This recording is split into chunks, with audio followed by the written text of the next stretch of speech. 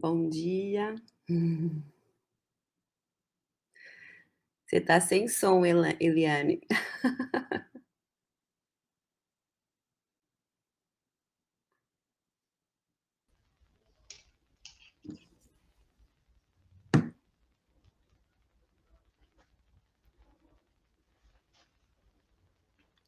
Bom dia, gente. Me Bom dia. ouvem? Sim, perfeitamente. Ai, que bom. Que ótimo. Sempre ótimo te ouvir, muito bom. Eu digo mesmo. Ai, amanheceu, gente, essa pré, né? Esse Sim, bom esquenta. dia. Amanhã é dia, hein? Eliane, o seu microfone tá mutado. Tem um microfoninho, é só você clicar nele. Não tá indo. Não. Eita, ela saiu. Agora, olha só. Agora, Sim, perfeito. Oi. eu estava clicando ali, ele não estava indo, tá meio que de mal comigo o negócio aqui. Dá um desespero. Nós somos Mas perseverantes e conseguimos, somos, ouvir o somos. seu microfone mutado. Parabéns. Tá pensando que é qualquer coisinha que vai tirar a nossa coragem? Não é verdade. Não é? Bem, nós estamos aguardando Cíntia Cíntia. maravilhosa. Acho que vale a gente dar uns minutinhos, né? Ela está com alguns probleminhas técnicos também. Eu acho que hoje, qual de nós não está? Né? Gente, Tá. mas também 9 horas da manhã, né? Um sábado. Estamos aí começando, né? É assim mesmo, até os equipamentos ainda tá acordando. E o pior, né, Meire? 9 para quem está, né, acordada há tempo. Foi Para do... fazer toda a magia acontecer, né? Exatamente. Mas somos bruxas e isso não vai ser suficiente para nos jogar na fogueira, não. De jeito nenhum. Beleza. Eu não estou conseguindo acompanhar aqui se a Cíntia está conseguindo entrar. Ela falou que está tentando entrar novamente no grupo. Tá. Ai, que bom. Eu agradeço. Vamos ver aqui. O navegador Mas bloqueou o seu microfone. Ela mandou uma mensagem falando que está aparecendo para ela. Para participar da transmissão, edite as configurações do navegador para dar ao stream acesso ao seu microfone e câmera. Depois atualize a página. Uau! Ou seja, ela tem uma pequena jornada para conseguir participar da jornada, né? Exatamente. Olha. Ai, ai, ai. Será que se entrar pelo celular não é melhor? Eu não sei, vamos ver aqui. Você está falando com ela, Meire? Tô. Tá.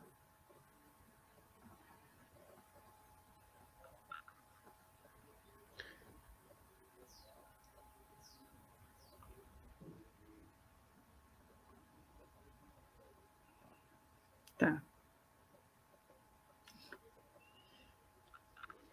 Bem, gente, ela tá nos acompanhando, né? E tentando resolver essas questões. Eu acho que, como são 9h08, a gente consegue esperar no máximo aí até 9h10, né? Uns 2 minutinhos. E aí a gente inicia efetivamente e aguarde que ela consiga resolver essas questões técnicas para poder compor essa mesa tão incrível com a gente, né? E certamente conseguirá. Né? Adorei, Meire. Tá ótimo. Falta só um minutinho aqui. Vamos lá. Acho que vale a gente começar. Bem, mais uma vez dizer da minha alegria, né, de poder estar aqui pensando junto com vocês, né? Mediando essa mesa que para mim tem um adendo, né, muito especial, porque a gente vai falar de arte, né? E como eu falei logo no começo, antes de qualquer coisa, né, eu sou uma artista e alguém que acredita no poder transformador da arte, né? Nós estamos aqui na mesa Mulher, Gênero e Diversidade nas Artes, com essas, por enquanto, 2, daqui a pouquinho 3, mulheres maravilhosas, Célia Barros, Meire Dorigem, e a Cíntia Jardim, daqui a pouquinho, está aqui com a gente. Mais uma vez, eu quero agradecer em especial o aceite de cada uma, porque eu sei que não é fácil estar aqui, né? Eu sei que não é fácil adequar as agendas, eu sei que não é fácil superar essas dificuldades técnicas, eu sei que não é fácil, às vezes, ter que fazer escolhas, né? Eu não consigo fazer tal coisa porque eu escolhi fazer aquela outra. Então, muito obrigada, de verdade, a cada uma. Eu vou, para que tudo dê certo. Bom dia, amada! Que bom que você está aqui. Para que tudo dê certo, a gente tentou buscar um roteirozinho, né? Tentou seguir aí um roteirozinho para que a gente consiga se expressar, refletir, né? E trazer contribuições para essas questões que foram colocadas já na abertura. Eu peço que cada uma de vocês, no início de suas falas, por favor, façam sua audiodescrição, tá? Eu vou fazer a minha daqui a pouco também. Logo depois disso, eu vou lançar vou passar a palavra para cada uma. Eu peço que vocês se apresentem. Não quero apresentar vocês, tá? Eu não quero. Isso tem um motivo, gente. Como eu falei logo no início, nós somos forjadas a sermos coadjuvantes das nossas próprias histórias. A gente está acostumada a ouvir pessoas falar por nós e falar de nós. Por isso que a gente resiste tanto em falar das nossas próprias potências, daquilo que a gente faz, daquilo que a gente ama, daquilo que a gente acredita. E aqui a gente está num espaço para se pensar novas possibilidades. Então, eu não vou apresentar vocês. Eu peço, gentilmente, que cada uma fale sobre si, fale das suas potências, fale das suas ações, que eu já conheço. São incríveis e de contribuições imensuráveis para a sociedade, nesse caso, joseense. Mas tem um montão de gente que não conhece, que não sabe tudo. Então eu peço que vocês façam as suas próprias apresentações. E eu vou lançar uma provocação, logo em seguida da minha fala aqui, e vocês terão 15 minutos para explanação, tá? Cada uma. Se preciso for, quando estiver dando os 15 minutos, eu vou dar um avisinho, eu vou entrar aqui, né? Não ser muito educada, e vou dizer, olha, né? Deu tempo. A gente precisa desses cuidados, né? Para que tudo dê certinho. Depois a gente abre para debate e para a gente pensar, né, juntas com quem está nos acompanhando aqui no chat também, tá bom? Então eu vou fazer a minha audiodescrição e já lanço a pergunta provocadora, tá? Então vamos lá. Eu sou Eliane, sou uma mulher branca de 54 anos, uso óculos preto, quadrado, tenho cabelo curto, branco, estou trajando uma camiseta branca, uso um par de brincos dourados com pedra branca ao centro, e ao fundo tem uma porta, e do meu lado direito, objetos que eu amo, livros e objetos de arte. Já vou lançar a pergunta, e aí vocês, cada uma, nós vamos pela ordem que está aqui, tudo bem? Então, Célia, depois Cíntia, depois Meire, tudo bem? Sigamos a ordem alfabética, né? A pergunta que eu tenho aqui, a provocação que eu tenho a fazer para vocês a gente sabe que a gente está refletindo sobre um campo social já bastante estereotipado, né, que são as artes. E, além disso, a gente está pensando essa temática a partir do recorte de gênero, o que traz um grau de complexidade bem maior na questão. Então, tendo em vista que a arte, por si só, já escapa às normatizações, eu queria ouvir um pouco vocês para saber como mulheres, cada uma de vocês, com suas particularidades e especificidades, conseguiram e conseguem atuar no cenário artístico-cultural. E, sobretudo, como vocês fazem uso desse espaço no ativismo social. Tá? Então, por favor, passo a palavra à Célia. Obrigada, bom dia.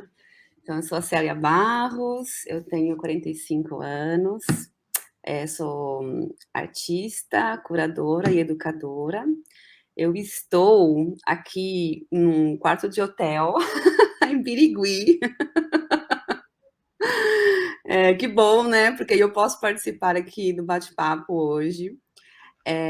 Eu estou montando uma exposição aqui, por isso que eu estou em Birigui. Então, vocês podem, aqui atrás de mim tem os cantos da parede, para não se ver aqui as coisas do hotel e perturbar as informações. Eu tenho cabelo cacheado, grisalho, de um lado mais comprido que do outro. Estou vestindo um vestido preto cinza, sim, e tenho brincos vermelhos feitos de macramé, que eu gosto muito. E sou branca, e acho que é isso.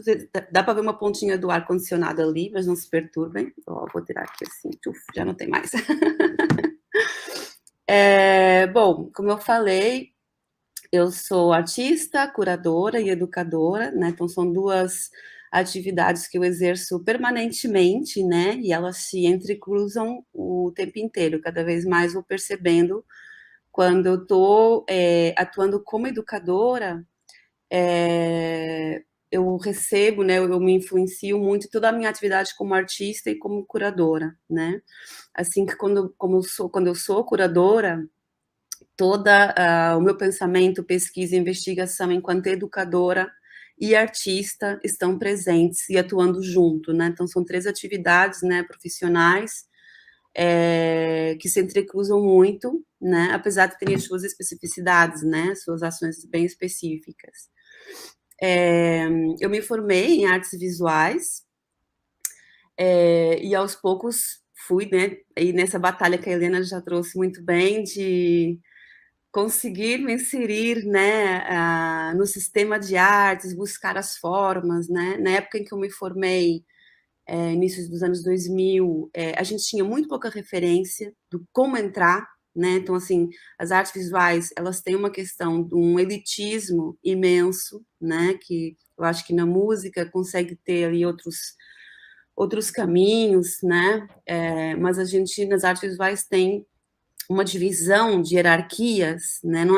Não só dos gêneros, né? Porque a gente pode ter gêneros, tipos de trabalhos diferentes, os contextos de atuação, tudo isso, mas nas artes visuais tem uma questão de hierarquia de valores, valor simbólico dessa produção, né? Então, uma coisa é se você é artesão, outra coisa é se você é artista, se você é artista contemporânea, que isso foi né? Hoje em dia acho que a gente está começando a desconstruir essa ideia do artista contemporâneo, mas, de repente, né, tem aquela separação se você é artista ou não é artista, porque artista é quem está realmente, de fato, produzindo não comercialmente, por exemplo, então você pode ser um designer, ou você pode ser... Tem muitas hierarquias. E a gente se forma na faculdade pensando em apenas um tipo de artista, né? Um tipo de produção, e um tipo de mercado e sistema muito específico, né? Então, quando a gente saía da faculdade, a primeira coisa que a gente ia fazer era buscar as galerias, né, para ver quem quer me expor, né? Então, era a única coisa que a gente sabia fazer, os salões e as galerias. E é depois na caminhada, né, de cada uma, né, que as trajetórias vão nos levando para diferentes lugares. Então, me descobriram, não fui eu que descobri, mas me descobriram curadora, né? Comecei a ter esses convites de fazer uma programação de exposições, de começar a pensar, e esse foi um campo que se abriu, que eu nunca tinha pensado, e que se abriu como um lugar de realização imensa, assim, né? De um outro tipo de criação, né? Então, eu começo a me inserir, né, como, né, artista e como produtora de artes, né, como agente criativa das artes, mas até como curadora. E como artista tem sido sempre um caminho bem mais lento, né? Também tem um processo de criação, as coisas dão muitas voltas, no meu caso, assim, também. E como educadora também foi aí uma trajetória diferente, porque eu tinha muito claro que eu queria ser agente de artes, mas não queria ser assim uma professora do jeito que eu tinha referência, né? Assim, nunca foi algo que eu almejei. Mas os workshops, oficinas, espaços de mediação em arte, e a própria ação como curadoria, com a curadoria, me trouxe uma outra relação com o público, né? E aí eu comecei a desenvolver e a chegar cada vez mais perto da questão da mediação em artes, da educação, da formação desses profissionais, formação de público, entender que relações são essas. Então, isso foi meio que uma construção que foi se desenvolvendo de uma maneira muito orgânica. E agora, olhando para trás, eu vejo o quanto isso faz parte do caminho, né? De fato, assim, então aquilo que eu estava falando, dessa coisa parametrizada, de como é que você se insere no mercado, esse caminho linear, e quando a gente, na verdade, vai ver, né, essas trajetórias, tem caminhos de autoconstrução, né? Então, hoje eu acho que é muito importante ficar atento a esses gestos que você faz de proposição, de você entender o que é importante para você, de não restringir os campos de atuação, né? De pensar que a gente pode, de fato, ir cerceando e construindo vários caminhos.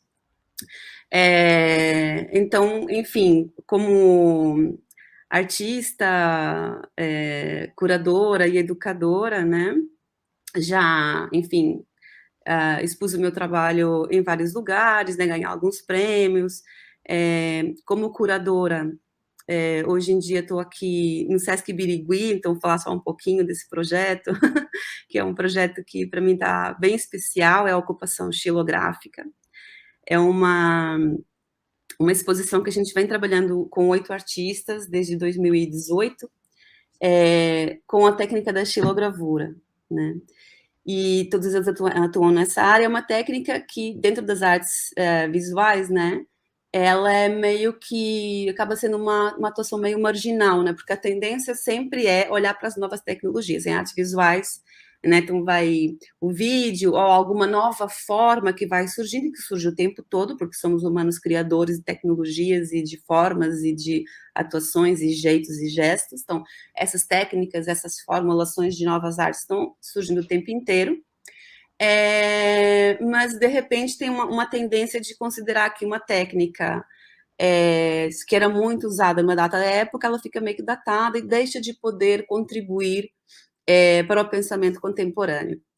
E essa ocupação xilográfica, ela vem precisamente dizer, olha, a gente está usando uma técnica milenar, né, que assim, das mais antigas, né, que a gente pode percorrer o globo terrestre e ver as formas de uso do simples gesto de carimbar, né? Então, para quem não sabe, a xilogravura é basicamente uma matriz de madeira que você escava, né, ela, formando alguns desenhos, depois você entinta a parte que ficou para cima, coloca o papel e sai a imagem sai invertida, e o que você escavou fica branco, o que ficou para cima fica preto. Então, ela tem um joguinho aí visual que você tem que programar, mas é uma técnica artesanal que basicamente funciona como um carimbo, né? Só que depois você vai para o mundo, você pode construir textos maravilhosos, você pode ocupar paredes, você pode fazer quadros, você pode ilustrar livros, né? É muito dinâmica.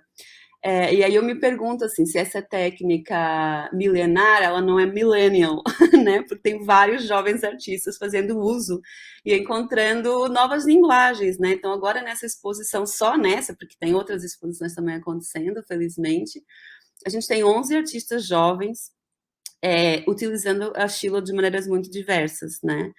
E aí isso me move muito, né? Assim, é uma exposição que me move por essa juventude, por essas técnicas em diálogo. E, no caso, eu consegui chegar com essa exposição também num lugar muito bacana, no diálogo aqui com o Sesc, que foi de entender que a gente poderia usar o espaço, né, de uma forma mais aberta.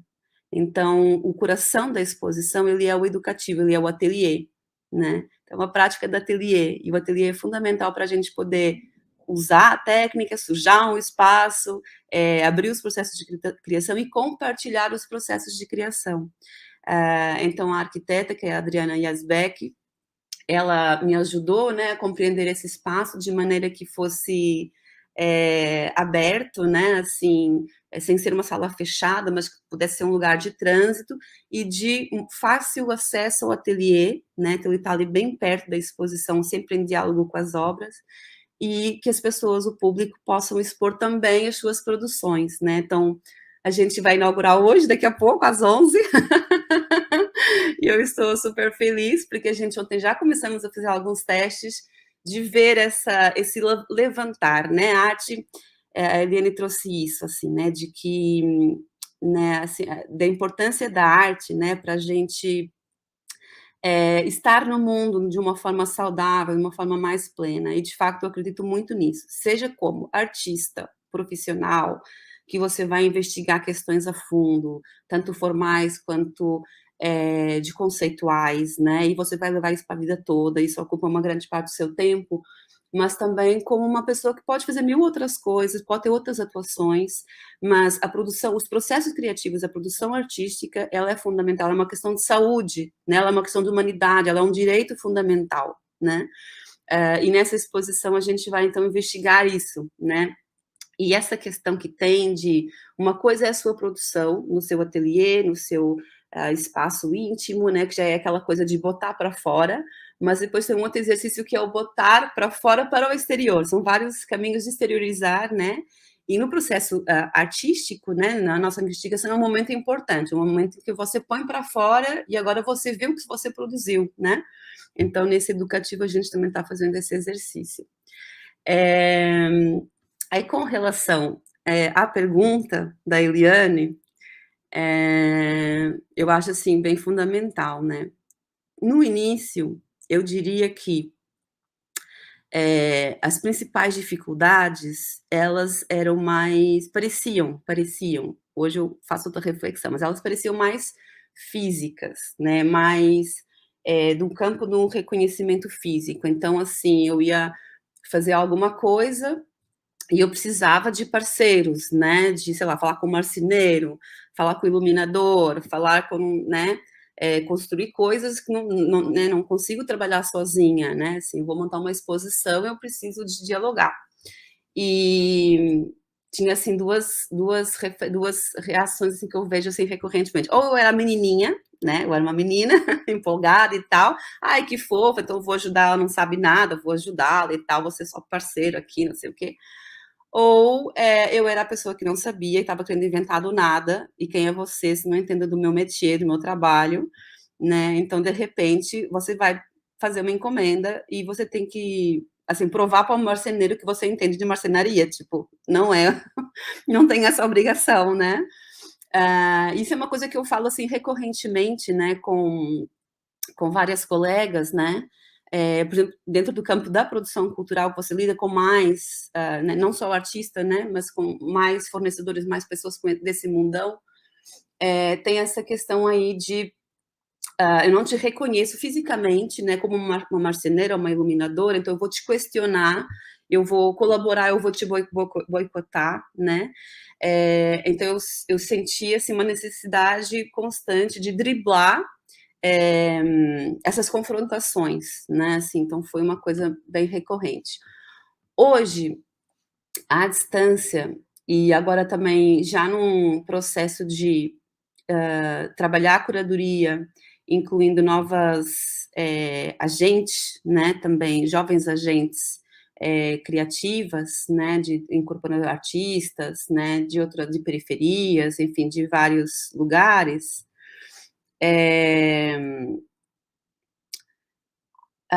O que eu noto, assim, que além disso, além de você ser confrontado com o que você sabe, o que você não sabe em termos de técnicas específicas, que nem dizem respeito ao seu métier, aquilo que você faz, aquilo que é, por exemplo, no meu caso, a curadoria, uma artista de xilogravura ou de qualquer outra técnica, a dificuldade de se afirmar enquanto conhecimento de si mesmo, ou seja, eu sou uma mulher periférica, por exemplo, não é o meu caso, né, mas uma artista que é uma mulher periférica, ela vai trazer questões, o que é bom para ela, o que é importante para ela, e todo o jeito de produzir é muito diferente de uma mulher branca de classe média, por exemplo, né, e diferente da produção de um homem branco, cis, aquelas coisas todas que a gente já sabe. Então, assim, o que eu tenho entendido hoje como desafio é de que a gente entenda, né, que nós não estamos desajustadas, nós não estamos erradas. O grande problema é o de reconhecimento de que as nossas formas de agir no mundo e produzir imagens e o que seja, elas são de fato diferentes e o mundo tem que estar aberto para receber isso, né? Então, ultimamente eu tenho citado recorrentemente aquele cartaz das Guerrilla Girls, né? Onde elas colocam, assim, 2/3 do cartaz em branco e depois do lado direito, elas colocam: você está vendo menos da metade sem o trabalho das mulheres artistas e das artistas de cor, né, de diferentes etnias. Quer dizer que quando a gente tem uma forma de produção que é hegemônica, a gente deixa de reconhecer a diversidade, né?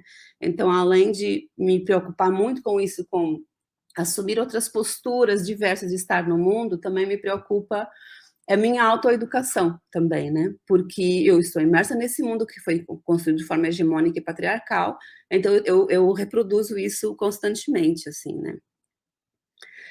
Eu vi aqui uma perguntinha que parecia bem interessante, mas eu estava num raciocínio. Tá, obrigada. Como as mulheres e meninas podem se apropriar da arte como expressão de si mesmas?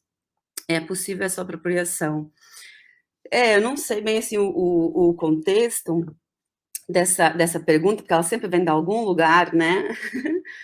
Mas eu diria o seguinte: eu acho que são caminhos de liberdade, né? Então, assim, quando você pergunta, né, se é possível essa apropriação, às vezes parece difícil, né? Porque parece que você tem que responder, isso que eu estava falando, responder a padronizações, né? E ao invés de buscar a sua, né? E assim, num mundo imerso de referências, né? A gente tende a se encaixar, né? Mas eu acho que é um exercício. E eu acho que algo muito importante é nós criarmos os nossos próprios espaços, que nem que você está fazendo hoje aqui, Eliane, né? Esse lugar de conversa de nós nos reconhecermos, a ação do GT Mulheres da Cultura, né? Onde a gente também começa a perceber um outro jeito de se reconhecer, de se fazer as coisas. Então, a gente consegue fazer coisas nesses espaços que não conseguimos fazer em outros, né? E aí, o campo da naturalidade, né, do que é natural, por que sempre acontece, começa a ser diferente, começa a trazer uma outra referência. E eu acho isso, inclusive, não só para a questão assim, feminista, como de outras temáticas também. A questão de você se colocar enquanto agente produtora e criadora de espaços culturais, né? Então, só vou dar um exemplo assim, dentro da gravura, que é o que eu estava falando aqui hoje.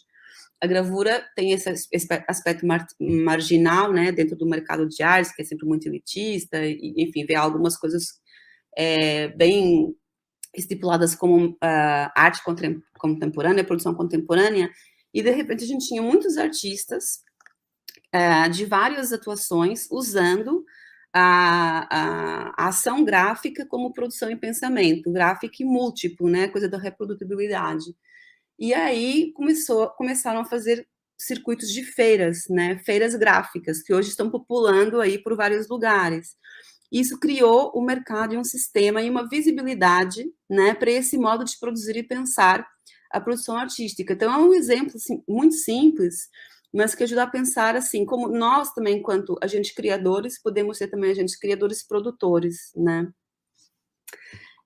Que eu acho importante como geração, né, e conquista de espaços.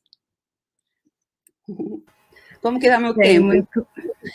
Ele já estourou. Mas tudo bem. Tudo bem. Eu vou passar agora a palavra para a Cíntia e eu peço que a gente deixe para refletir, né, sobre as questões que forem colocadas, mas ao final que a gente tenha essa preocupação com o correr do tempo. Tá bom? Pode ser? Tá bom. Tá. Gente, muito obrigada. Cíntia, vai lá. Bom dia, gente. Primeiro, quero agradecer muito esse espaço e estar com vocês. Para mim é muito especial. Eu sou a Cíntia Jardim, eu sou cantora, sou compositora, recentemente me tornei produtora cultural. Sou uma mulher branca, cabelos pretos e longos. Estou usando um óculos de armação preta. Estou com uma camisa vermelha. No fundo tem um violão e tem uns quadros com fotos de shows ao vivo. Bom, são muitas informações, né, que passam uma história aqui na cabeça, mas o meu início, né, de carreira, aquele desejo de me tornar cantora, primeiro que eu descobri logo no começo que só tinham homens ao meu redor que poderiam me ajudar a entrar nessa carreira. Eu não conhecia mulheres que trabalhassem com música. Então, já foi bem difícil esse início de ser aceita, de procurar parceiros, porque eu sou cantora e não sou instrumentista. Então, eu tive que lutar muito para ter um espaço, para ser reconhecida, ouvir muita crítica. E no meio da música, é muito louco. Embora, assim, o público sempre veja, né, as mulheres à frente como cantoras, reconhecidas, nos bastidores, para a gente, é bem diferente. Porque a banda que eu sempre trabalhei, né, ao longo dos meus 20 anos de carreira, sempre foi banda formadas por homens. Então, eu sempre tive que respirar fundo, ouvindo palavras muito misóginas e machistas me silenciando ao longo dos anos. Para depois descobrir que também existem mulheres que são instrumentistas, que poderiam me acompanhar nesse processo. Então, primeiro, a minha experiência foi cantando em bares. Cantei em bar, restaurante, e essa profissão para uma mulher jovem, né, que vai cantar na noite, já é um grande estereótipo. É uma profissão que é atrelada a muitas coisas negativas, né?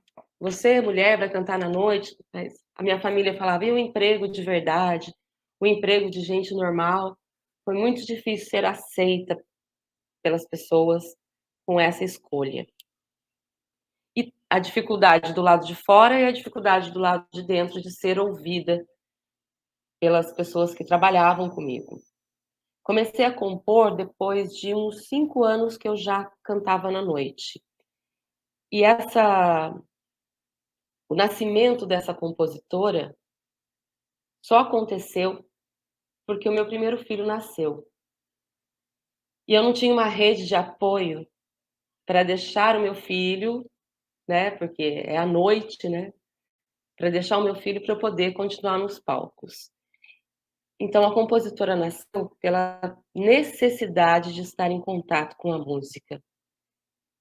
Enquanto eu não podia estar nos palcos, eu comecei a compor tudo intuitivamente na minha cabeça, sem tocar instrumentos, saíram melodias e letras, e assim fui compondo. Achei que seria maravilhoso, né? Ah, pronto, agora vou me respeitar. Mas não foi bem assim, porque por não ser instrumentista, eu esbarrei naquela dificuldade de que eu precisava de alguém que fizesse arranjos musicais para as minhas melodias. E foi muito difícil fazer com que esses homens entendessem que o que eu estava fazendo era música. Eu ouvia, legal, mas você tem que tocar um violão. Bacana a sua ideia, a gente vai lapidar. Então, demorei, assim, uns 8 anos, não, mentira, uns 3 anos para encontrar um homem que ouvisse uma das minhas composições e falasse: menina, isso é música. Espera aí que a gente vai fazer um arranjo. E esse homem se chama Jorjão Carvalho, que eu tenho uma gratidão imensa por ele. E a partir das primeiras músicas, gravei 2 álbuns e continuei, né, cantando, compondo, e fui procurando maneiras de deixar os meus filhos com avós e com babás, e sempre uma mulher no cuidado, né. É muito difícil ter um homem nesse cuidado. E assim fui, ao longo da minha carreira. Mas o lado compositor é um lado que mais me fragiliza, porque a gente está expondo, eu estou expondo exatamente quem eu sou, né, as minhas letras, o que eu penso. E quando eu faço um show de música autoral, é como se eu estivesse nua, me entregando. Então, para mim é muito mais difícil apresentar o meu trabalho autoral do que fazer uma noite de músicas consagradas, né. Bom, e aí por muito tempo eu batalhei nesse lado autoral junto com o entretenimento da noite, até que alguns anos atrás, acho que por volta de 2016, eu dei uma desistida do lado autoral, porque com o autoral não vem o sustento. Meu sustento era com a música do bar, do restaurante, das festas. E tudo isso trabalhando com homens, né, tendo que respirar fundo toda vez que eu era silenciada. E aí veio a pandemia. A pandemia foi um negócio muito sensível, um momento em que muita gente sofreu, inclusive nós artistas, em que eu vi minha agenda fazer bum, né, e pensei: "E agora, como é que eu sustento os meus filhos?". Passei o ano de 2020 em depressão, com medo,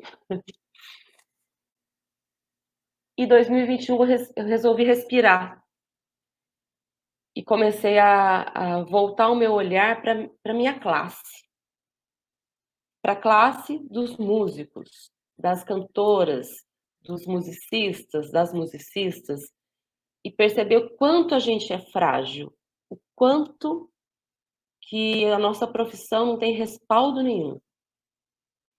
Me aliei com um grupo de pessoas que também eram musicistas e formamos uma associação de músicos, Associação de Músicos do Vale do Paraíba, de músicos.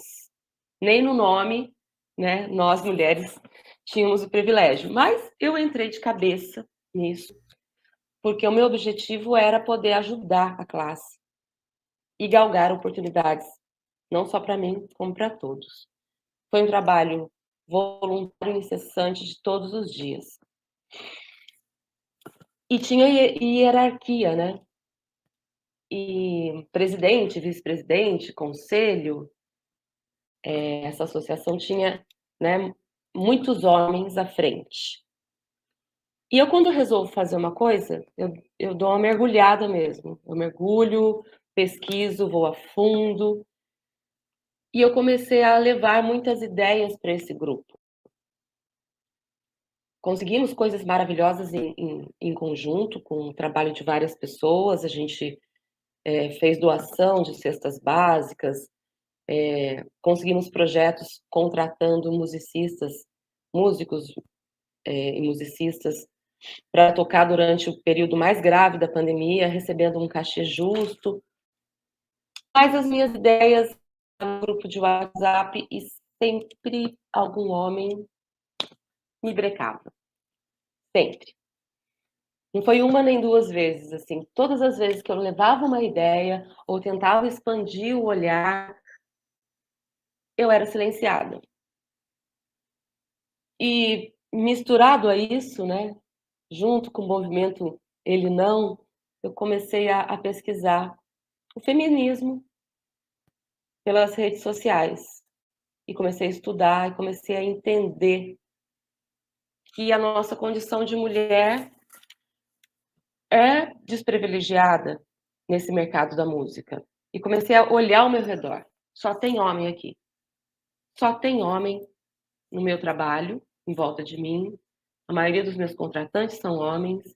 Na associação que eu estou trabalhando voluntariamente, diariamente, só tem homem. E toda vez eu tenho que provar o meu valor. E toda vez que eu aparecia, que a minha ideia era levada para frente e eu era elogiada por alguém de fora, vinha alguém para me brecar. E aí eu descobri o GT Mulheres, da Cultura de São José dos Campos. E foi um alívio, né? Porque eu tinha aquela sensação de que eu estava exagerando, que eu era louca, que dava aquele piti quando a minha ideia não era aceita. Uma coisa é uma ideia não ser aceita uma vez, mas todas as vezes tem alguma coisa de errado ali, né? Então eu fui entendendo que isso é um sentimento de todas nós da arte, de todas nós mulheres.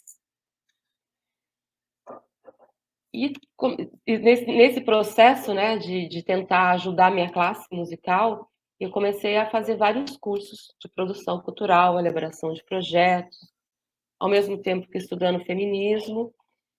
E aí eu falei, eu estou me doando 100% do meu tempo para uma classe que tem homens e mulheres. Mas eu fiz um levantamento, né? A gente tinha um levantamento de quanto tinha de musicista por aqui. 80% eram homens. Eu estava ajudando homens, na maioria. Eu estava ajudando poucas mulheres. Então eu voltei meu olhar para as mulheres. Principalmente, eu acho que o que me motivou foi a dor que foi causada, né? Senti muita dor de ser silenciada. Então eu não queria que as minhas companheiras, né, de trabalho sentissem essa dor. E eu sabia que todas sentiam. Então eu voltei meu olhar para elas e comecei a pensar o que eu poderia fazer para que essa dor fosse menor. E comecei a escrever, pensar projetos, incluindo mulheres na música. Idealizei o projeto Cantautoras do Vale, primeiro dando oportunidade para compositoras, porque eu sou uma compositora que fui muito silenciada e eu parti desse princípio, né? Mas tinha ao meu redor sempre homens, né? Então, nesse projeto Cantautoras, obviamente que eu coloquei muitos homens na banda, porque eu não conhecia mulheres, né? E fui questionada pelas mulheres, por que a escolha dessa banda? Porque era uma banda natural para mim, porque eu sempre confiei nesses homens, ainda confio. Mas essa reflexão me fez assim, nossa, eu preciso realmente pensar também nas mulheres musicistas, nas instrumentistas. E aí, pensa, Cíntia, pensa, o que eu posso fazer? Levei um projeto para a Fundação Cultural aqui de São José dos Campos, que eu emprestei o nome do meu primeiro álbum para esse projeto, que se chama Cena de Mulher, e esse projeto só podia ter mulher, tanto na voz quanto nos instrumentos. E esse projeto a gente apresenta mensalmente pela Fundação, onde a gente entrevista mulheres da música, da região, que atuam em qualquer setor da música, né? Instrumentistas, professoras, cantoras, compositoras, com o objetivo de dar visibilidade, acolher, né, e ouvir. A gente precisa ouvir as pessoas. E aí eu percebi que eu aprendi demais. Estou aprendendo a cada dia. Não sou a dona da verdade, mas eu percebi que esse movimento gerou um desconforto em alguns homens da minha banda, que pensaram assim, então agora você vai mandar a gente embora dos seus projetos. Eu falei, não, gente, não vou mandar ninguém embora dos meus projetos. Eu entendi que eu posso continuar trabalhando com homens, mas que eu preciso, Cíntia, eu tenho a necessidade de criar projetos que eu consiga incluir mais mulheres. Não só na música, mas os projetos culturais que eu inclua a mulher na produção, no marketing, né, na assessoria de imprensa, nas redes sociais, enfim. E eu dei a oportunidade de trabalho dentro da arte e que a gente possa ser remunerada com dignidade, que a gente possa aparecer e que a gente possa... eu compus uma música que eu falo que a gente precisa dividir para somar. Que a gente possa dividir essas dores que a gente sente, que são reais, né? Eu sei que eu não sou louca por sentir essas dores, mas eu sou chamada de louca o tempo todo. A gente precisa dividir essas dores para somar força e para continuar. Então, virou minha meta de vida. Trabalhar em projetos que eu possa estar levando as mulheres cada vez mais. É pouco, né? Eu acho que o mercado vai demorar muito para se tornar igualitário. Não sei quantos anos, já me fizeram essa pergunta, mas eu espero que daqui a uns 30 anos já esteja mais pertinho essa diferença, porque eu vejo uma grande distância. É só vocês olharem assim, sai à noite em São José dos Campos, dá uma olhada nos bares e restaurantes com música ao vivo. Você vai encontrar 80% de bandas com homens, só homens. Aquela banda que vai ter uma mulher, ela vai ser cantora. É muito, muito difícil você encontrar uma banda que seja formada só por mulheres. E quando tem, você vai ver que essas mulheres recebem muitas críticas, porque não são tão boas quanto os homens, a gente tem que ser muito melhor em tudo. Então, eu acho que esse é o meu caminho, é mostrar que, claro que a gente é capaz. E a gente não está aí, assim, tão visível, porque lá na infância a gente não teve essa oportunidade de ter um incentivo, né? Lá na infância, os meninos, eles tiveram essa oportunidade de estudar música, enquanto nós, meninas, íamos brincar de casinha, depois ajudar a mãe. Bom, é isso, gente. Fica essa reflexão que eu já acabei respondendo a pergunta sobre as dificuldades. Bem, muito obrigada. É sempre muito bom para mim ouvir qualquer uma de vocês aqui. Meire, por favor. Bom dia, manas, manos e monas, né? A todos, todas e todos que estiverem aí sintonizados com a gente, né? As minhas companheiras aqui também de mesa. Eu sou Meire de origem. Bom, vou fazer minha audiodescrição. Eu uso um óculos de grau com armação preta. Sou uma mulher negra de pele clara. Tenho o cabelo crespos cacheados que estão presos aqui para cima. Deixa eu ver, estou com uma blusinha vermelha, né, sugestiva. Tenho algumas tatuagens, várias tatuagens. Atrás de mim tem uma parede com um canto, né, uma parede bege, com alguns prints de telas de grafite de artistas aqui, São José dos Campos, a Blacken, né, Tayla Barros, Len Vandal, um vinil aqui mais em cima, que é de um sarau musical, enfim, e mais algumas outras coisas por aqui. Bom, eu faço parte do movimento hip hop há 21 anos, né? Eu comecei a cantar. Na verdade, fui fazendo diversas coisas, assim, até conseguir me encontrar, né? Um pouco antes de 2001. E aí, em 2001, assim, eu tive mesmo, assim, um encontro, né? Eu tenho 36 anos, eu comecei bem novinha, com 15 para 16 anos. Eu sou nascida aqui em São José dos Campos, mas minha família é da Bahia, assim, né? Por parte de pai.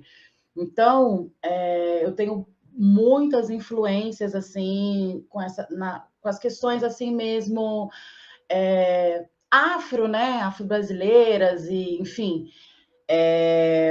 E com a questão nordestina mesmo, assim, também, né? Porque sempre foi muito forte em casa, assim.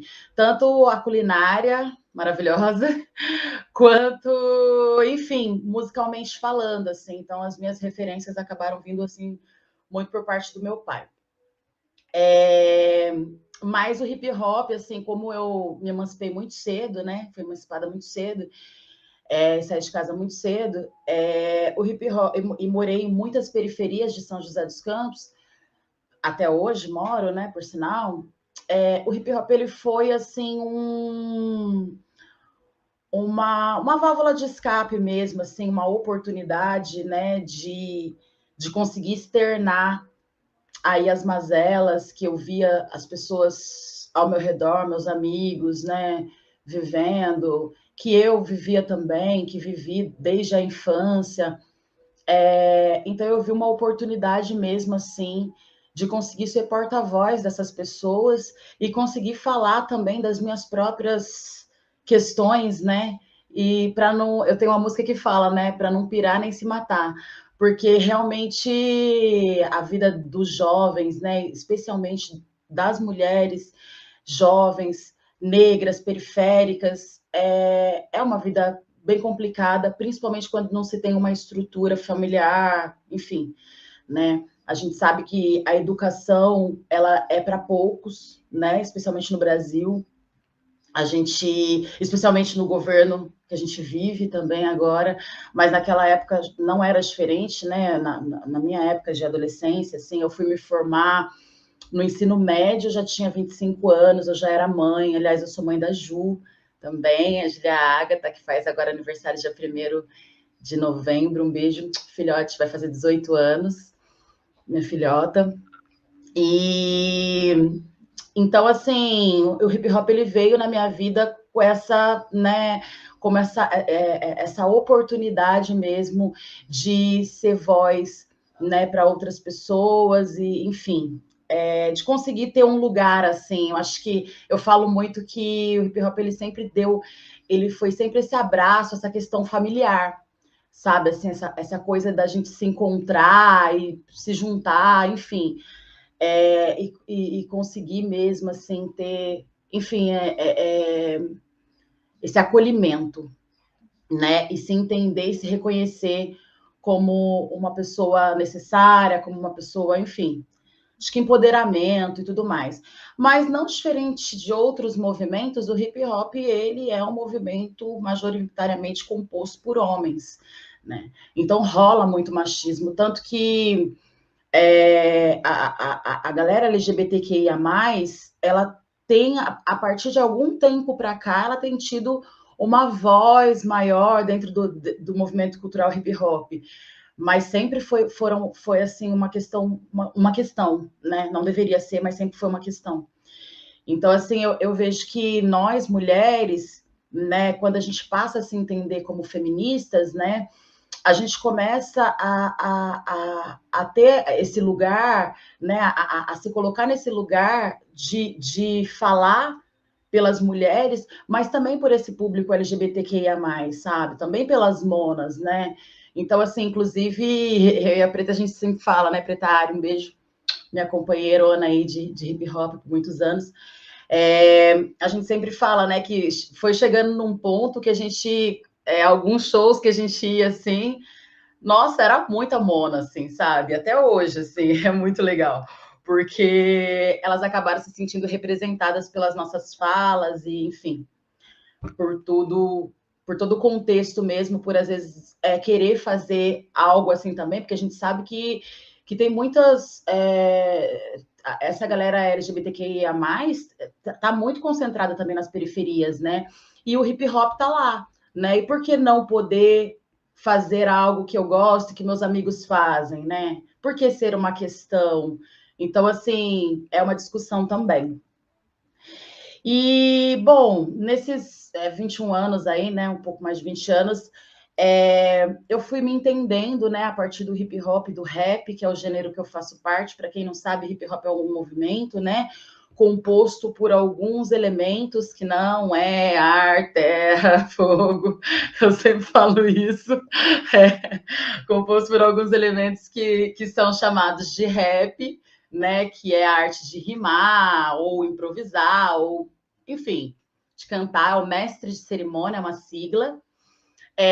O grafite, né, que é essa arte que a gente geralmente vê nos muros também, enfim. Tem o DJ, disc jockey, que é a arte de discotecar, fazer scratch, enfim, animar os bailes, enfim. E tem o breaking dance, né? Os b-boys, as b-girls, enfim, as danças urbanas, hoje conhecida como danças urbanas, né? São as danças, né? E o quinto elemento que a gente chama de conhecimento, né? Que é basicamente isso que a gente está fazendo aqui agora, né? Fomentar o que eu estou fazendo aqui agora, fomentar a cultura, transmitir para mais pessoas, para que mais pessoas possam, como eu, né, se apaixonar por essa cultura, conhecer, ou pelo menos, né, conseguir aí desmistificar alguns preconceitos que pairam aí sobre a cultura hip hop, né? Que acaba marginalizando, enfim. Pejorativamente, né, falando.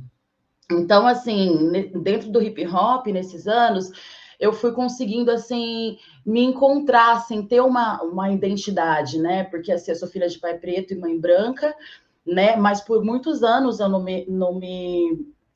por quase toda a minha vida eu não me declarava, eu não me via, eu não me sentia uma mulher negra. Eu não queria ser uma mulher negra, né? Porque como é que você vai querer ser uma coisa que todo mundo, né, que você na escola e que a todo momento é só criticada e que fala que o cabelo é duro, que o nariz é ruim, que não sei o quê, né? Como que você vai querer ser, né, se declarar algo assim? Então, assim, era muito complicado, porque eu vivia a todo momento alisando o cabelo, enfim, todas aquelas coisas que a gente sabe que o racismo impele na gente, né?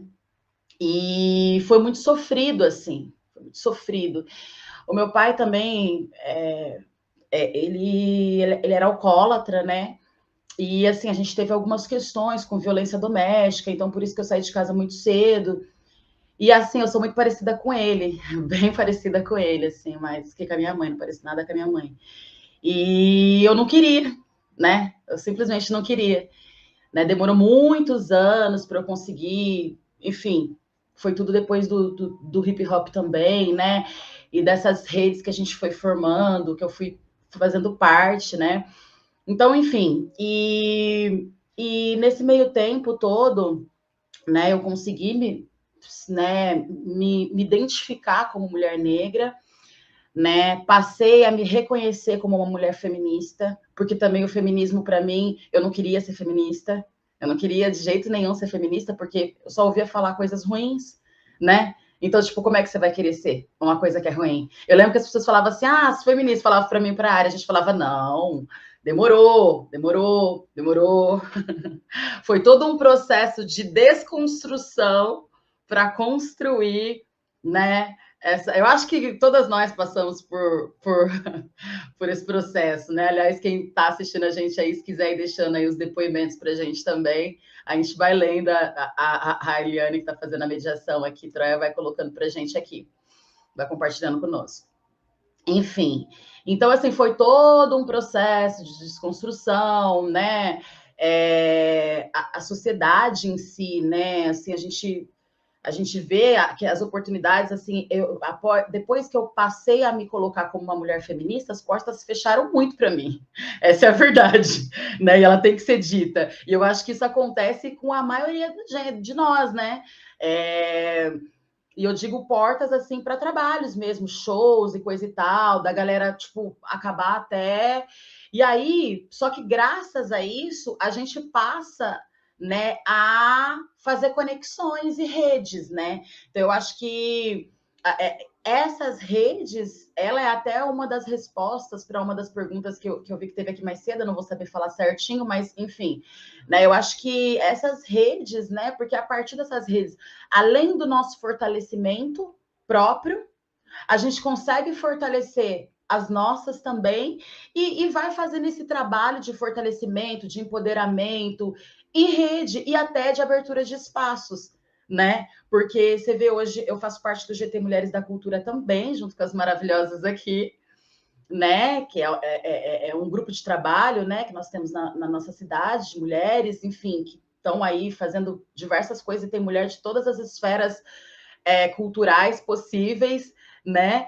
E assim, o próprio GT também ele vem abrindo portas de trabalho, porque uma vez que a gente entende essa necessidade e que a maioria de nós foi silenciada em algum momento, a maioria de nós ou todas nós, né, tiveram portas fechadas, enfim, todas essas questões, a gente começa a se preparar e a gente começa a se formar e enfim, para poder fazer os nossos próprios eventos, né? E é uma característica que aconteceu com o próprio hip hop, assim, né? Com nós mulheres do hip hop, né?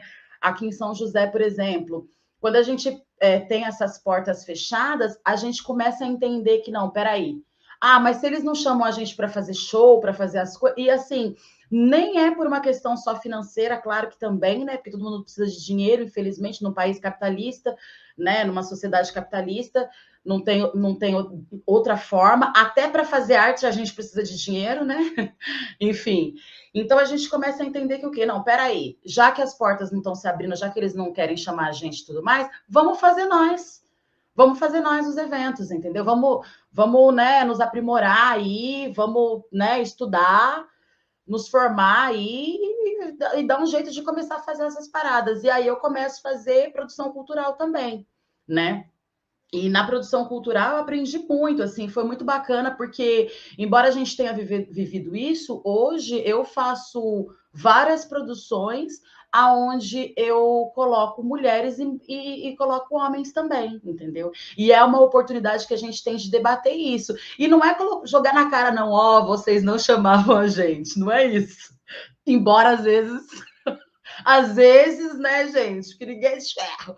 Mas é mais uma questão mesmo, assim, da gente falar assim, ó, olha só, tá vendo como junto a gente é uma potência? Tá vendo como é possível, sabe? Porque a gente tem uma sociedade muito machista, né, patriarcal. Então, esses meninos, assim como nós mulheres, a gente não nasce feminista, né? A gente se torna tem uma frase que é maravilhosa, né? Que eu não lembro se é da Simone de Beauvoir, que fala, né, que você não nasce mulher, torna-se mulher, né? E eu acho essa frase muito maravilhosa, porque é mesmo quando você se entende, sabe? E você se torna mulher e você se torna outras coisas também ao longo do caminho. Assim como a arte, ela vem pra gente, né? E aí a gente vai se tornando e a gente vai se moldando e a gente vai escolhendo e a gente vai, né? Enfim, e é muito louco, é muita magia isso, né? E falar disso é emocionante, assim, porque como a arte impacta nas nossas vidas, nos nossos sentimentos, em tudo ao nosso redor, né? Assim, é transformador mesmo. E eu acho que esse movimento, a movimentação feminista, ela é deveras assim necessária e importante, porque foi a partir do feminismo, né? Eu já fazia hip hop, eu já fazia arte há muito tempo, mas foi a partir do feminismo que eu passo a me entender como mulher negra, que eu passo a me entender como feminista e como uma mulher que pode e deve lutar, né, pelos direitos, enfim. Eu passo a ser uma produtora cultural também, abrir esses espaços para as mulheres, para as monas, sabe? Aí volta lá atrás aquilo que eu estava falando antes aqui para vocês, desse olhar, né, observativo mesmo, né? Poxa, mas por que as monas não podem estar com a gente aqui? Sabe? Por que elas são hostilizadas quando elas chegam aqui? Um trabalho muito parecido com o que o coletivo Nandi, a Batalha dos Trilhos, Betinho Zulu, fez na cidade próxima aqui da gente, em Jacareí, na Batalha dos Trilhos, assim, sabe? Um trabalho de inclusão muito incrível das monas, sabe? Então, eu acho que é necessário a gente falar sobre isso, né? Porque senão a gente continua reproduzindo aí as opressões, né? E aí tem outra frase que eu gosto muito também, eu gosto de parafrasear as pessoas, vocês já perceberam, mas tem uma frase que eu gosto muito também, que é do Nelson, maravilhoso Mandela, que ele fala, eu acho que é do Nelson Mandela, que ele fala quando a educação não é libertadora, o sonho do oprimido é ser opressor. Né? Então, a gente vê que a arte ela tem esse papel, inclusive, de nos educar, né? E aí a gente utiliza isso para educar também as pessoas à nossa volta. Bom, e aí dentro desse processo dessa caminhada toda aí, porque é tanta coisa para a gente falar que caberia aí muitos livros, né? Mas aí eu passo também a fazer arte educação, né? Então hoje eu sou uma arte educadora também. Trabalhei algum tempo nas Fundações Casa, né? Que, para quem não sabe, Fundação Casa são centros, né? Ai, perdão, agora fugiu a palavra, mas enfim, onde ficam menores infratores, tá? E aqui em São José, em Jacareí, eu fui arte educadora por algum tempo. E aí eu trabalhava com literatura marginal, trabalhei com literatura marginal nessas Fundações Casas e trabalhei também com ritmo e poesia. Para quem não sabe, rap é uma sigla, tá? É RAP, Rhythm and Poetry. Não sei falar inglês, mas eu acho que deu para entender. Ritmo e poesia, tá? Então, eu trabalhava com ritmo e poesia também, trabalhei algum tempo lá. E também com arte e educação, trabalhei durante um ano num projeto chamado Mulheres Multiplicando a Cultura em São Paulo. Aí a gente fazia oficinas nos CELS, que são equipamentos assim públicos, tal, na Zona Sul, Leste, Norte, enfim, de São Paulo, durante um ano. Todos os sábados eu ia e fazia as oficinas lá por um edital chamado Vai, da cidade de São Paulo. Então, assim, e aí, assim, só para acabar aqui muito rapidamente, porque é aquilo, né? A gente acha que é bastante tempo. Eu fiquei pensando, nossa, o que eu vou falar nesse tempo todo? Quando a Eliane falou o tempo, eu falei, nossa, gente, eu vou falar o que tanto? Mas, enfim, agora, né? E passa muito rápido. Eu só queria dizer que durante a pandemia, nasceram alguns projetos importantes, assim, quem puder me procurar nas redes sociais, eu tô como Meire de Origem mesmo, o jeito que tá aparecendo para vocês aí, e tanto no Instagram eu tô como @meire.dorigem e no Facebook e no canal do YouTube eu estou como Meire de Origem. E aí tem alguns projetos que são interessantes, inclusive o Divã da Periferia. Vou falar só dele, são muitos projetos, mas eu vou falar só dele porque ele é um projeto muito importante, porque ele vai falar sobre saúde mental, né? E aí ele nasce na pandemia, a gente consegue fazer 2 edições através do Fundo Municipal de Cultura, né? Que é aqui um projeto, né, um edital que abre na nossa cidade, tal, enfim, editais que abrem na nossa cidade, e a gente consegue fazer em 2020, 2021 pelo Fundo Municipal de Cultura, em 2022 pelo SESC, aqui de São José dos Campos também, e ele fala sobre saúde mental, ele fala sobre a pandemia, mas não só sobre a pandemia, né, ele fala sobre as artes, né, saúde mental e arte, né, porque a gente tem que falar sobre isso, porque tudo isso é muito frustrante, às vezes, tudo que a Cíntia trouxe aqui é muito frustrante, às vezes, e quantas pessoas não dão conta, quantas mulheres não dão conta de segurar essa barra e acabam deixando a arte, indo fazer outras coisas, sendo consumida pelo sistema e pelo fato de não estar fazendo aquilo que elas verdadeiramente amam, que é a arte, né? porque foram oprimidas, porque foram silenciadas. Então a gente precisa falar sobre saúde mental também. Mas é isso, muito obrigada por me emprestarem seus ouvidos aí, obrigada meninas aqui também, vocês que estão aí em casa com a gente. Tamo juntos. Bem, sem palavras para agradecer a toda a potência desses relatos, né? Eu vou usar esse tempinho aqui para passar algumas considerações para vocês. Eu tenho algumas perguntas no chat, né? E eu peço que quem estiver assistindo, se não estiver inscrito no canal, por favor, né? Inscreva-se, porque daqui 2 anos teremos outra, né? E nesse meio tempo a gente pretende manter o canal em atividade, né? Bem, considerações extremamente positivas, né? Uma série de agradecimentos, de elogios aqui a cada uma de vocês. Eu vou ler alguns. Bem, a gente começa com amo xilogravura, né? Para a Célia. Bem, agradecendo todo o compartilhamento de conhecimento e sabedoria. Algo muito bem colocado aqui, né? O lugar da mulher é onde ela quiser, né? Está me dizendo que a história da Cíntia está lembrando Chiquinha Gonzaga, né? Paulo faz uma consideração para a Cíntia, caramba, e são tantas cantoras, compositoras significativas em nosso país, em geral não pensamos nessas dificuldades. Seu depoimento coloca a gente para refletir, e agradece por isso, né? Vamos lá, que bom te ouvir. A Zenilda faz um depoimento aqui, que ela diz que ouvir a Cíntia durante a pandemia, tocando na varanda, emociona, né? Aline, é muito difícil compreendermos o quanto que a gente se cobra para ser mais e provar o valor que já temos. Um ponto extremamente importante para a gente refletir. Parabéns por seguir, se fazer ouvir e buscar fazer ouvir outras mulheres, né? Meire, você é maravilhosa, como Cíntia disse aqui, né? Como a Adriana disse aqui.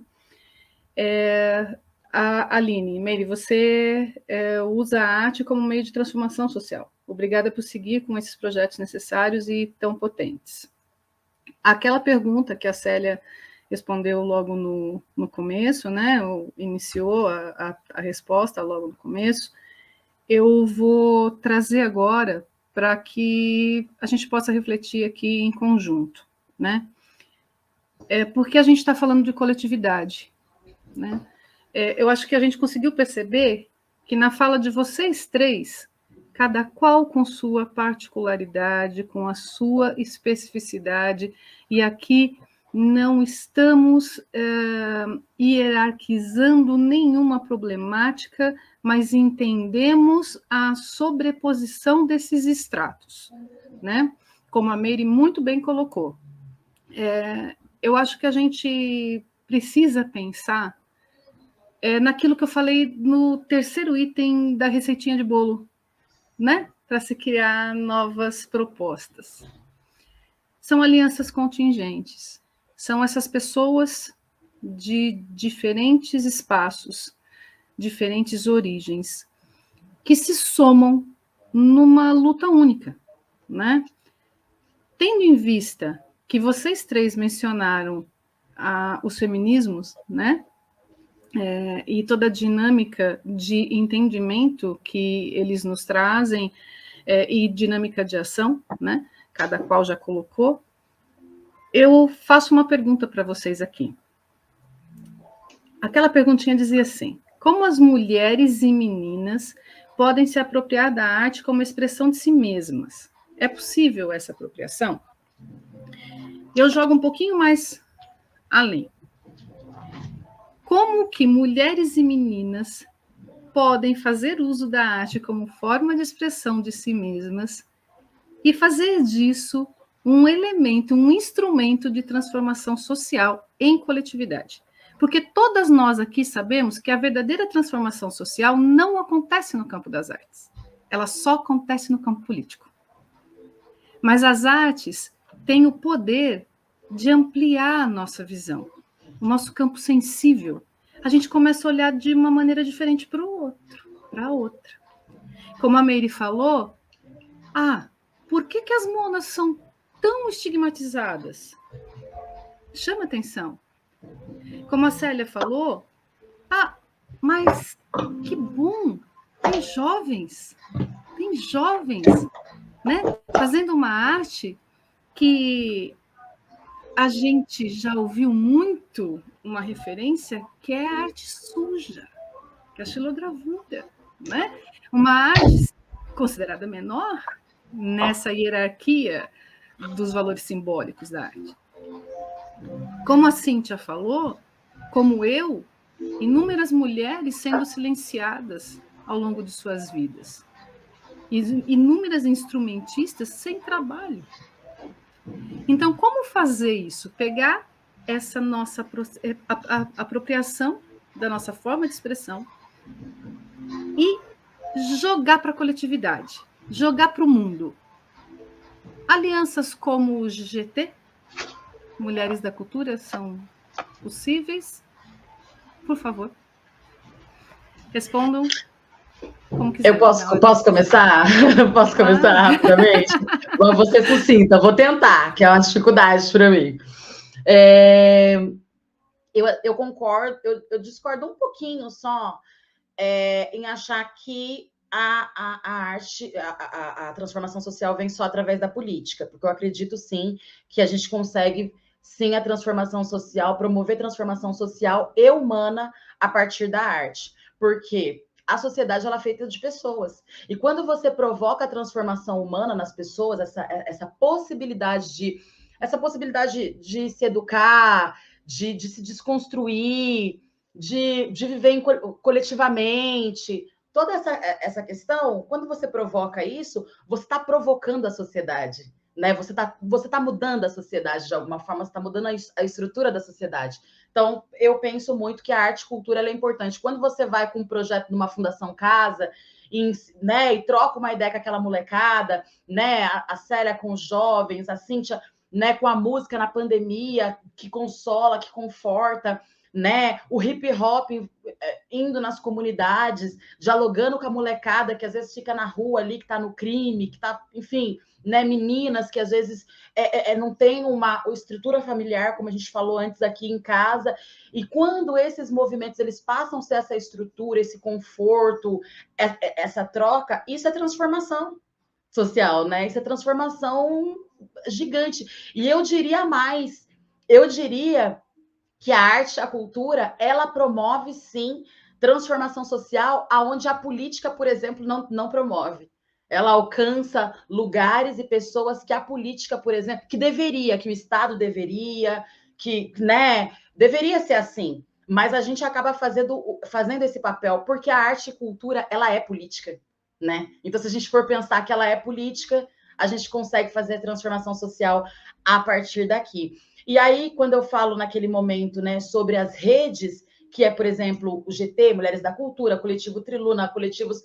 É uma série de coletivos que existem, eu faço parte do Triluna, do Resistência Preta, né, enfim, da Frente Nacional de Mulheres no Hip Hop, que hoje também está em alguns outros países.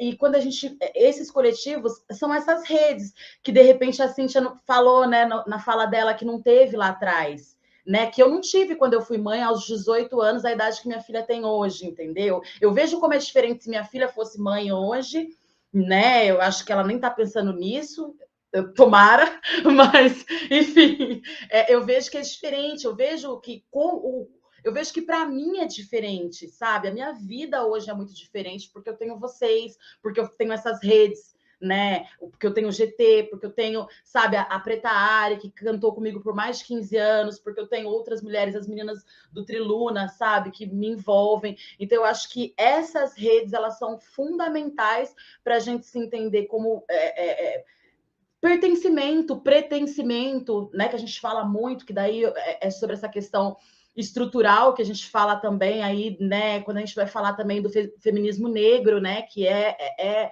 um recorte importantíssimo de se dizer também, né, para que as mulheres negras, né, sobretudo as mulheres negras, obviamente, elas tenham essa autoidentificação, Mas acredito nisso, acredito na arte como transformação social e acredito muito nas redes, assim. Então, eu acho que a gente precisa explorar isso o máximo possível, fazer isso reverberar muito, assim, para que nenhuma mulher se sinta mais só e elas consigam, né, alcançar aí todos os patamares da sociedade, inclusive a política. É isso, falei.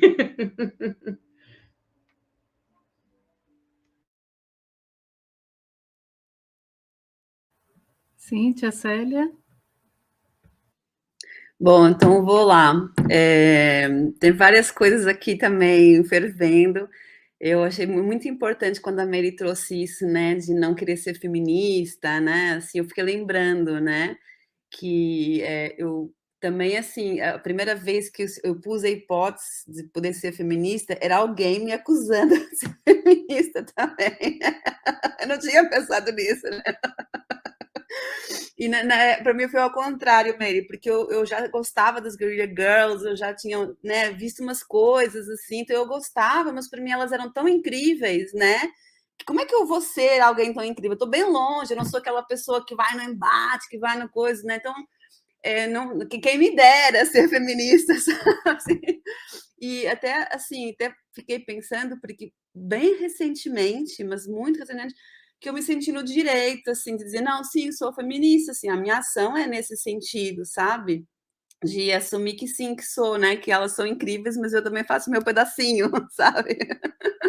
Muito legal, assim, né? E sobre, enfim, todas essas questões, eu fiquei também pensando aqui que eu estava trazendo do se autorreconhecer e se afirmar que no nosso jeito, né, está um outro pensamento, está uma outra criação de mundo, né? De fato, a gente se apresentar, se afirmar, lutar por esses espaços também também lutar por outras formas de estar aqui, né? Aí eu fiquei vendo assim a forma como a gente se apresentou, né? E como é tão diferente, assim, né? Não sai aquela coisa do currículo, né? Sai um pensamento junto, e é um pensamento de cada uma. A gente fez percursos muito diversos, assim, né? E isso, para mim, hoje é das coisas que está mais premente, assim, que é a gente reconhecer que essas nossas outras formas, né, de falar, de se apresentar, de produzir, de agir, elas não estão erradas, elas não são menos, elas não são inferiores, elas não são estranhas, elas só são invisíveis, né? Então, a responsabilidade, já como mulheres, né, com uma carreira, com um trajeto de entender que né, isso, eu estou fazendo, né? Então, eu estou fazendo, eu estou propondo, eu estou agindo, só é outra coisa, é outro projeto, é outra ideia, é outra proposta. E a responsabilidade de ver isso também nas jovens. Eu vejo muito assim, as jovens ainda querer se encaixar em alguns ideais do que é uma mulher, né? Aquele tornar-se, né, da mulher que é proposta e não a mulher que ela é, né? Também. De se sentir estranha, de se sentir inadequada, não fiz o que era suposto, não agi daquele jeito, tomei o caminho que não estava correto, que não foi o melhor, né? E entender esses nossos caminhos como as nossas histórias, os nossos gestos na vida, assim, né? Então, corroboro totalmente, assim, a fala também da Mary de que arte é política o tempo inteiro, né? Então, é o espacinho, é de fato o espacinho que a nossa vida capitalista, né, produtivista, é um caminho de frestas, né, assim, então, e realmente, assim, ações políticas ao se propor. E a importância das redes, né, de entender essas redes, de fato, e do agenciamento, né, que eu acho que foi o que a Maíra trouxe aí, de somos agentes propositivas, somos agentes fazedoras, né, e isso que você trouxe das várias linguagens, né? Assim, não é só as mulheres, assim, corroboro de novo também a importância do GT, né? De fortalecimento, de nos entendermos, né? De um outro jeito de agir, eu vejo muito assim, o GT é o grupo mais diferenciado de discussão, debate e construção de conhecimento. Assim, eu fico abismada como eu aprendo ali constantemente, assim, olha só, outro jeito de fazer, porque é um bando de mulheres juntas e de muitas áreas, né, isso que vocês trouxeram aqui. A gente fez, né, o questionário, são mais de 20 atuações na cultura, né, as mais variadas possíveis. Se a gente for citar, a gente não consegue, porque são muitas, assim, né. E eu vejo como, naturalmente, surge outro jeito de pensar, só porque a gente pode ser, né? A gente pode se fazer, a gente pode acontecer. É isso, gente. Cíntia? Bom, gente, eu não sei precisamente responder essa pergunta, mas eu acredito que o GT me transformou. E como é bom ouvir vocês. Nossa, como eu aprendo. Para mim, essa questão de como as meninas e mulheres, né? A escuta, para mim, é muito importante. Quando eu me senti acolhida dentro de um grupo e pude falar e ser ouvida, e pude escutar outras, isso foi transformador em mim. Porque o que me move, assim, agora eu entendo que o que me moveu para todas as minhas ações de projetos e articulações foi a dor. E antes eu tinha vergonha de assumir que foi essa dor que me moveu. Mas hoje eu não tenho. Ainda bem que eu fiz alguma coisa positiva com a dor. E eu não sinto mais vergonha de dizer, a dor me levou para frente. E eu quero que a dor continue me movendo. A hora que eu parar de sentir necessidade de fazer algo, aí eu vou ficar triste comigo mesma. Então eu agradeço todas as mulheres que me transformaram. É isso, gente. Bem, meninas, como foi dito lá no início, como é bom poder refletir juntas, né? Quando eu fiz a colocação de que a transformação social não ocorre no campo da arte, ela só ocorre no campo político, foi no sentido de guardar a arte. A arte é um alargamento do campo sensível, né? E quando a gente guarda isso só para a gente, mais ou menos como... E aí eu vou tomar a liberdade de fazer um brevíssimo relato aqui, quebrando o protocolo da mediação, né? Mas eu digo que eu nasci artista, me entendo artista desde sempre. Mas enquanto eu só me entendia artista, deixava esse alargamento do meu campo sensível só para mim, não assumia esse meu papel na sociedade, não falava de arte, não fazia fruir os meus produtos de arte, não tratava da arte, não entendia a arte na sua total potência, eu não ajudava nada na transformação social. Então, quando que a arte começa a trazer a possibilidade de transformação social?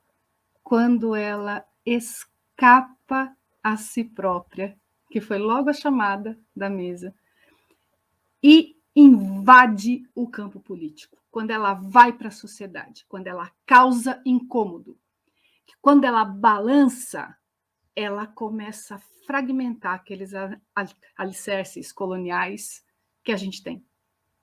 Ela balança as estruturas. E aí a gente reflete juntas, como a gente está fazendo aqui. E aí ela tem a capacidade, ela tem o poder, aliás, o maior poder de transformar a sociedade. Mas a gente faz tudo isso só se fizer em coletividade. A gente não consegue mexer nas estruturas sociais se a gente se fechar em si mesmas. A gente precisa da outra. Por isso a importância, por isso eu pedi para vocês falarem do GT, por isso a importância das alianças. Por isso a importância desses aceites, para num sábado, 9 horas da manhã, depois de terem passado semanas que eu sei que não foram fáceis, cada uma de vocês aqui, deixar o relato, abrir o coração, e a gente sabe o quanto é difícil falar de si, e o quanto é difícil falar das nossas fragilidades, para pessoas que sequer nos conhecem. Tem gente ali que a gente não sabe quem é. E vocês abrirem tão generosamente os seus corações. Vocês estão fazendo a arte ser o veículo que ela nasceu para ser. Ela assumiu o papel que ela tem socialmente. Transformar pessoas. Para depois transformar a sociedade. Então, muitíssimo obrigada pela participação de vocês. Eu digo que eu sempre aprendo muito, muito, muito, muito em coletividade, em especial com vocês que estão aqui comigo, mulheres artistas. Obrigada. Eu, com uma dorzinha no coração, preciso encerrar a mesa, mas eu peço, quem estiver nos ouvindo ou quem acessar posteriormente e não tiver ainda buscado, acessado as histórias e, sobretudo, o trabalho dessas mulheres no circuito artístico-cultural, façam isso. Célia Barros, Cíntia Jardim e Meire d'Origem nas redes sociais. Vocês vão aprender muito, como eu. Beijo. Beijo, obrigada, Eliane. A Eliane faz parte do GT também, viu, gente? Maravilhosa.